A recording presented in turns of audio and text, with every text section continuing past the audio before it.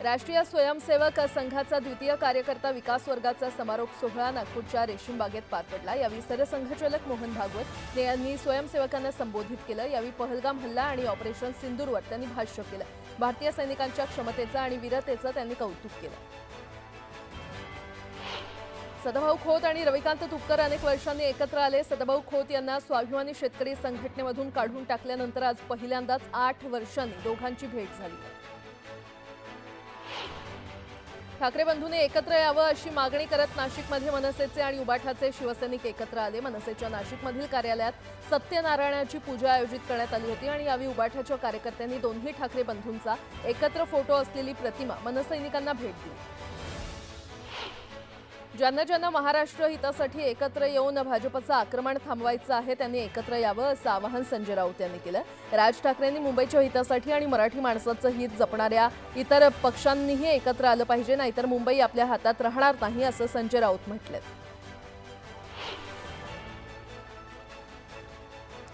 दोन ठाकरे बंधूंनी एकत्र यावं ही सर्वसामान्य माणसाची इच्छा आहे। मराठी माणसासाठी आणि महाराष्ट्रासाठी ठाकरे बंधूंनी एकत्र येण्याची इच्छा शिवसैनिकांनी व्यक्त केली आहे। काँग्रेसचे माजी मंत्री सिद्धराम म्हेत्रे यांनी शिवसेनेमध्ये प्रवेश केला। उपमुख्यमंत्री एकनाथ शिंदेंच्या उपस्थितीमध्ये हा पक्षप्रवेश सोहळा पार पडला। म्हेत्रे यांच्या शिवसेना पक्षप्रवेशामुळे सोलापुरात काँग्रेसला मोठा धक्का बसलाय।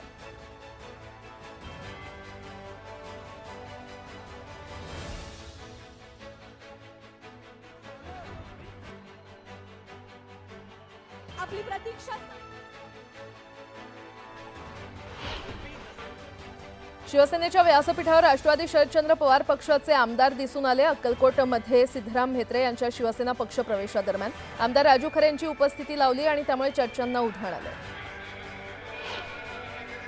सर्वसामान्य कार्यकर्त्यांची दोन्ही पक्ष एकत्र आले पाहिजे अशी इच्छा असल्याचं आमदार अमोल मिटकरी म्हटलेत। जर काही व्हायचं असेल तर पांडुरंगाची इच्छा असं सुप्रिया सुळे म्हटल्या होत्या। याची आठवणही मिटकरी यांनी करून दिली। मुंबई पोलिसांनी 9 किलो सोन्याची फसवणूक केल्याप्रकरणी 2 वर्षांपासून फरार असलेल्या आरोपीला अमृतसरमधून अटक करण्यात आली आहे। लॉकडाऊनमुळे व्यवसाय बंद पडल्यानं त्यानं सोनं घेऊन पळ काढला। आईच्या आजारपणामुळे कर्जबाजारी झालेल्या सिल्लोड तालुक्यातील एका व्यक्तीनं पत्नीसह मुलासोबत आत्महत्या करण्याचा प्रयत्न केलाय। त्यांच्यावर सध्या घाटी रुग्णालयामध्ये उपचार सुरू आहेत। केंद्रीय पर्यटन आणि सांस्कृतिक मंत्री गजेंद्र सिंह शेखावत यांनी पुण्यातील ऐतिहासिक शनिवार वाड्याला भेट देत पाहणी केली आहे। शनिवार वाड्याच्या जतनासह संवर्धनासाठी केंद्र सरकारकडून विशेष प्रयत्न करण्यात येणार आहेत। 13 किंवा 14 जूनपर्यंत मान्सून पश्चिम विदर्भात सक्रिय होण्याचा अंदाज वर्तवण्यात येतोय आणि त्यानंतर 17 जूनपासून पूर्व विदर्भात मान्सून सक्रिय होणार आहे। तर नागपुरात पावसाचा जोर कमी असल्याचा अंदाजही हवामान खात्यानं वर्तवला आहे। राज्यात येत्या 3 दिवसात पुन्हा वादळी वाऱ्यासह विजांच्या कडकडाटात पावसाची शक्यता वर्तवण्यात आली आहे। मुंबई, ठाणे, पुण्यासह 30 जिल्ह्यांना येलो अलर्ट जारी करण्यात आला आहे। सांगली जिल्ह्यामध्ये मुसळधार पावसामुळे जिल्ह्यातील 117 गावातील 604 शेतकऱ्यांना फटका बसलाय। 200 हेक्टरवरील फळ आणि बागायती पिकांना फटका बसला असून कृषी आणि महसूल विभागानं पंचनामे देखील सुरू केलेत। राज्य गणवेश योजनेसाठी एकूण 42,97,790 पात्र लाभार्थ्यांकरता प्रति लाभार्थी 2 गणवेश संचासाठी 600 रुपयांप्रमाणे 181,47,97,000 निधी सरकारकडून मंजूर झालाय।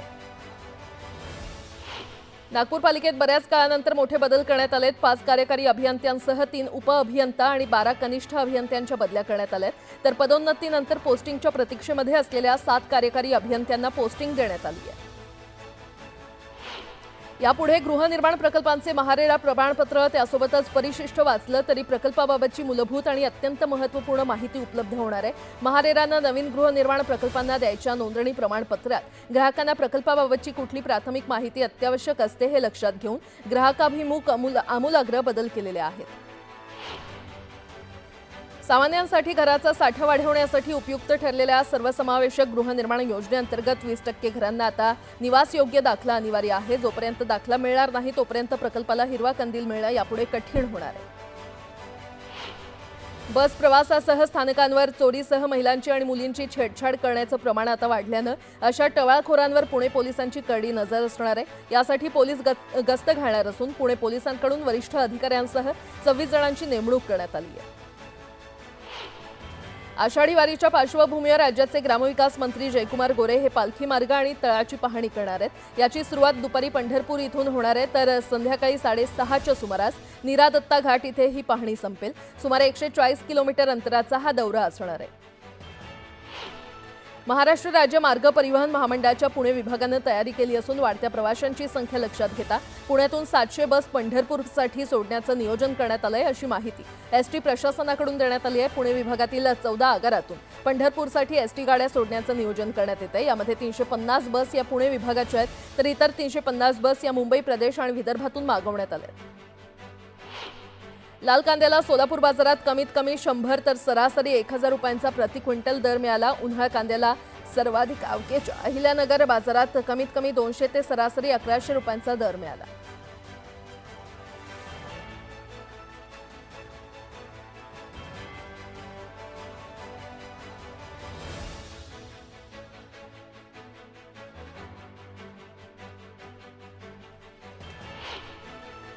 राज्यातील बाजार समित्यांमध्ये तुरीच्या आवकमध्ये मोठी वाढ झालेली दिसून आली आहे। बाजार समितीमध्ये 35,290 क्विंटल आवक झाली। सर्वसाधारण दर हा 6,268 रुपये प्रति क्विंटल इतका मिळाला। राज्यातील बाजार समित्यांमध्ये गव्हाच्या आवकेत वाढ झाली असून दर काही ठिकाणी स्थिर तर काही ठिकाणी किरकोळ चढ उतारात दिसून आले। बाजारात 19,159 क्विंटल गव्हाची आवक झाली, तर 2,794 रुपये प्रति क्विंटल दर मिळाला। सांगली जिल्हा बँकेचे 50,58,00,000चं नुकसान झाल्याप्रकरणी माजी संचालकांच्या सुरू असलेल्या चौकशीवरील स्थगिती अखेर उठवण्यात आली आहे आणि त्यामुळे या चौकशीचा मार्ग आता खुला झालाय।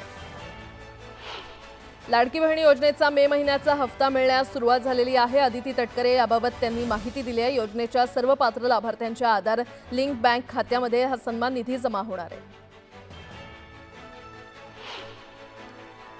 आणि आता एक मोठी बातमी, हिंदवी स्वराज्याचे संस्थापक छत्रपती शिवाजी महाराज यांचा 352वा राज्याभिषेक दिन सोहळा तारखेनुसार आज किल्ले रायगडावर भगव्या उत्साहात पार पडणार आहे। या ऐतिहासिक क्षणाचे साक्षीदार होण्यासाठी कानाकोपऱ्यातून शिवप्रेमींनी रायगडावर काल रात्रीपासूनच जमायला सुरुवात केलेली आहे। या सोहळ्यासाठी संभाजीराजे छत्रपती यांच्या उपस्थितीत नगारखाना इथे ध्वजारोहण होणार आहे आणि त्यानंतर सकाळी 9:15 वाजता छत्रपती शिवाजी महाराजांच्या राजसदरेवरील सिंहासनारूढ पुतळ्याला सुवर्ण नाण्यांचा अभिषेक होईल। तर आज कोणतीही वाहतूक कोंडी किंवा अडथळा निर्माण होऊ नये यासाठी रायगड जिल्हाधिकारी डॉक्टर किशन जावळे यांनी महत्त्वपूर्ण आदेश जारी केले आहेत। त्यानुसार रायगड जिल्ह्यात रात्री 10 वाजेपर्यंत काही प्रमुख मार्गांवर अवजड वाहनांच्या वाहतुकीवर बंदी घालण्यात आलेली आहे।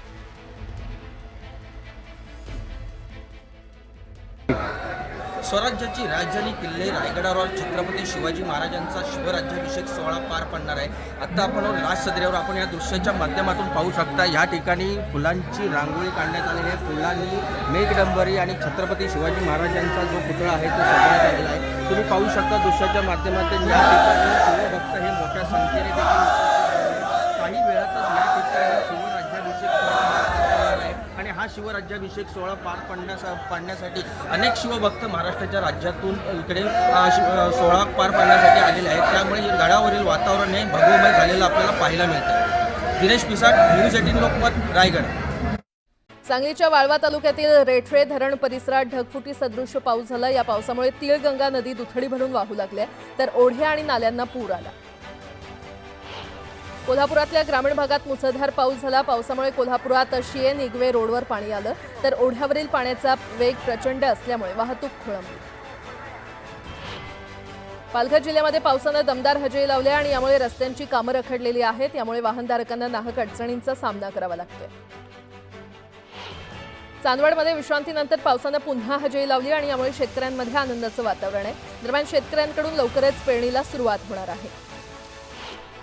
छत्रपती संभाजीनगरच्या सिल्लोड शहरासह तालुक्यातील काही ठिकाणी पावसानं हजेरी लावली। पावसामुळे पुन्हा मशागतीच्या कामांना अडथळा निर्माण होणार आहे। भिवंडी शहरासह ग्रामीण भागात जोरदार पावसानं हजेरी लावली, त्यामुळे शहरातील सखल भागात पाणी साचलं। वादळी वाऱ्यासह झालेल्या पावसामुळे वीज पुरवठा खंडित झाला। बदलापूरमध्ये जोरदार पावसानं हजेरी लावली आहे। अवघ्या अर्ध्या तासाच्या पावसामुळे नालेसफाईची पोलखोल झाली आहे। यामुळे नागरिकांना भर पाण्यातून प्रवास करावा लागतोय। तातडीनं उपाययोजना करण्याची मागणी नागरिकांनी केली आहे। वाशिमच्या रिसोड तालुक्यात जोरदार पावसानं हजेरी लावली आणि यामुळे शेतकऱ्यांमध्ये आनंदाचं वातावरण आहे। दरम्यान शेतकऱ्यांनी शेती कामांना सुरुवात केली।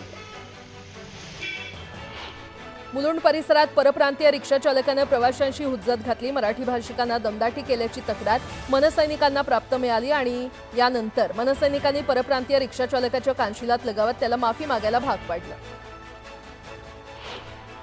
कल्याणच्या रिंग रोडवर विचित्र अपघात झाला. डंपर चालकाचं नियंत्रण सुटल्यानं डंपरनं रस्त्याच्या कडेला उभ्या असलेल्या वाहनांना धडक दिली.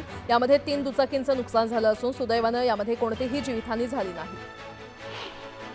खंडाळा घाटात यशवंतराव चव्हाण द्रुतगती महामार्गावर मोठी वाहतूक कोंडी झाली आहे. मुंबईकडे जाणाऱ्या या मार्गावर वाहनांच्या लांबच लांब रांगा लागल्यानं वाहनधारकांना नाहक त्रास सहन करावा लागतोय.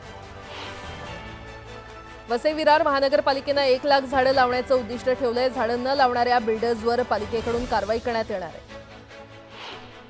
पुण्यातील फर्ग्युसन महाविद्यालय मार्गावरील अतिक्रमण महापालिकेनं कारवाई करत हटवलेलं आहे. यावेळी अनधिकृत दुकानं हटवण्यात आलेली आहेत.